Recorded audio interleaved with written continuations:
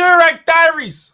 Just last week, I was talking about how Newcastle could be one of the teams to look out for across the next season.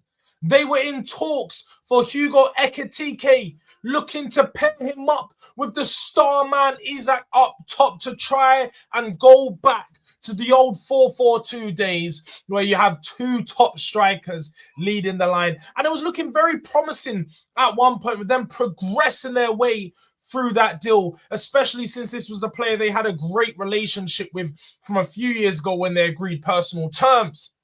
But now, just 1 week later, Newcastle are becoming the Premier League's biggest laughingstock and joke. It was a few years ago when they got the takeover from Piff. Just a few years ago where we were sold all these dreams on all these amazing things that Newcastle were going to do. The big transformation, the richest club in world football. They've got the real oil money, not what Roman Abramovich had, what Chelsea did. This is Piff. Over 300 million in the bank. It's different kind of money. So we thought that this was going to bring Newcastle into a new stratosphere. You know, start to compete at the top of the top with the rest of the top six clubs. With Arsenal, Chelsea, Liverpool, Man United, City, Tottenham. But they're struggling. They can't get deals over the line and they can barely attract players to their club. They have been rejected by Hugo Ekitike as he opted for a move to Liverpool. And the worst thing about that deal is we were all speaking about how it could be Isak or Ekitike and Ekitike and Isak. They confirmed, they said, no. We're not looking to get Ekitike as a backup to Isak or as a replacement for Isak. We want Ekitike to pair him up top with Isak. So at first, they thought they could be greedy. Yeah, they thought that they were that guy. You're not Man City. You're not Liverpool. Calm down. Take a bloody touch. As we saw, that deal progressed pretty much nowhere after that. As Liverpool came in, they asked about Isak. Newcastle said that he was not for sale, so they went in and sweeped up their man. Moving onwards from there, the story didn't just stop. There was some legs to the news regarding Isak, and there still is, because Santi JFM has come out and confirmed that Alexander Isak is open. He's given the green light for his agents to start a discussion with Al Hilal. So Alexander Isak is open to a move to Saudi Arabia because he wanted out of Newcastle this summer. They are a joke. They can't bring in new players. They can't attract them ones. And they can't even attract and keep the players that they currently got. Now, I don't know whether it's the city of Newcastle, because I've been there. I think Newcastle's a brilliant city. They got, you know, they got things to do. They got places to view. They got pretty women. They got clubs. They got nights out. I thought Newcastle was a decent place, but clearly not for my boy Isak. It ain't enough. It ain't enough. But Saudi Arabia could be. Liverpool definitely was. But they didn't want to let that happen. But it didn't just stop there. It didn't just stop there. Because even with Champions League football, even with that to offer, they've also been rejected by Xavi Simons. For those of you who don't know, Xavi Simons of Red Bull, I'll say RB, but Red Bull Leipzig is currently available for transfer in and around 60 million euros, 60 to 70 million euros. Left wing, central attacking midfielder, right wing. He's just an attacking midfielder that can play in a variety of positions.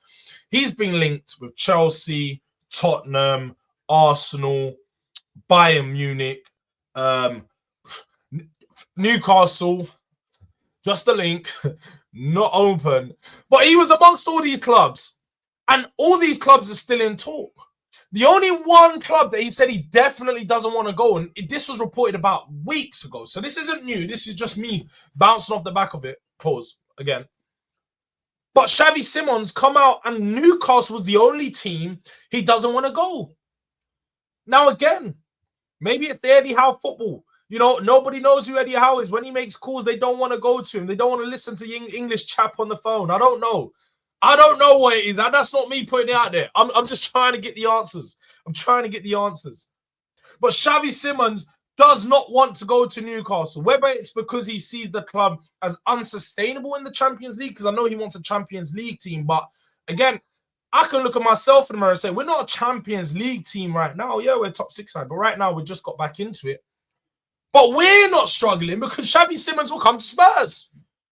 And then this is where you have to look at the size of the clubs and the impact it actually has when you are trying to attract players. Far too often, we always hear Champions League football's going to do this, Champions League football's going to do that. It definitely opens up a new opportunity and a new realm of players that you can make calls to. Now, a lot of these players are going to be aware that your club isn't in a sustainable position to maintain Champions League. Now, I don't think that Newcastle is that. I actually think some of these players are making the wrong decision because Newcastle is a good club to go to right now. They're in a position primed to become a Champions League regular. They just need the players and the investment to go out there and do it. Now, they managed to attract a Langer from Nottingham Forest who, albeit they were playing in Europa League or Conference League, we always wait and see how that plans out this summer. But it is still an upgrade for him. So it wasn't a sidestep. He actually upgraded into their team. And you could say to some extent it's an improvement. You know, him and Jacob Murphy, I'd say at similar levels. Onwards from there, they've looked at other players like Xavi Simons, like Ekitike. They're now looking, because we have known that they want to boost their attack. They've lost Callum Wilson, as I believe he's either gone on a free or he's up for sale. It's either one or the two, but they're no longer, Callum Wilson will no longer be a part of the squad next year. So they need someone that can play in off of the wing, ideally off of the left as a backup to potentially Barnes, Gordon, seeing how the Gordon situation plays out. Because apparently he could be on the move as well. But also someone that can compete in the 9 for Isak and come in off the bench for that. And now they've moved their attentions to man like Yoan Wissa. Now, again, it's funny. I did say we all had the same targets this summer because Spurs have looked at Yoan Wissa. I forgot to mention another player that rejected them, João Pedro. He went to Chelsea. So with Wissa, I actually think this is a deal that they could get done. Wissa has not rejected them as of yet, but there is Nottingham Forest in for him and Tottenham in for him. So there's 3 clubs currently in for him that are willing to put bids in, but Brentford's asking price of £50 million is just deterring a lot of teams right now. They're making it very difficult to try and get a deal over the line. Apparently, Yoan Wissa has flown back from Portugal to have discussions with Brentford so he can know where he can move, because ultimately he's got 3 European clubs coming in for him in Newcastle, Nottingham Forest and Tottenham. 2 of those playing Champions League, 1 of those playing Europa League. It's a massive step up for him to make that jump in his career, especially at the age of 28, 29. So it's understandable that he wants to make that move happen. And it will probably be one that'll be one to watch over the next week or so, because as I said, there has been bids in from Nottingham Forest and Newcastle already, 20 million rejected, and then 25 million pounds rejected. Sorry, 25 million and then 30 million rejected. So it remains to be seen whether these clubs are going to improve their bids. I think there will likely be a slight improvement, but I don't think anyone wants to go above 40 million pounds for a player who's only probably going to have another 2 to 3 years at this level. If so, it could be another year or 2. It could be just another 6 months. He is an older player, but he is fit. He is small. He's one of those players that can probably play later into their 30s. So let's not do the age thing just yet. But Newcastle, look yourselves in the mirror. Please give yourselves a reality check on the players that you're looking at, because you are quickly becoming the league's biggest joke. You need to stop calling players and stop going for goals if you've not got the facilities for those. You know what I mean? If you're a guy and you know you're not a 10 out of 10, don't move to the 10 out of 10. Newcastle, stop trying to sign the players that all the big clubs are coming in for. You ain't got the facilities, big man. You ain't got the facilities. But people, look, we are real close to 3K. I'd appreciate your support if you can help me get there. It's like our last 20, 30 away. So let's get up to 3K. Make sure you're subscribed if you haven't already. Tap the post notification bell to stay up to date with all transfer news. And also smash the like button on this video. Until next time, it's your boy Jords and Durag Diaries. We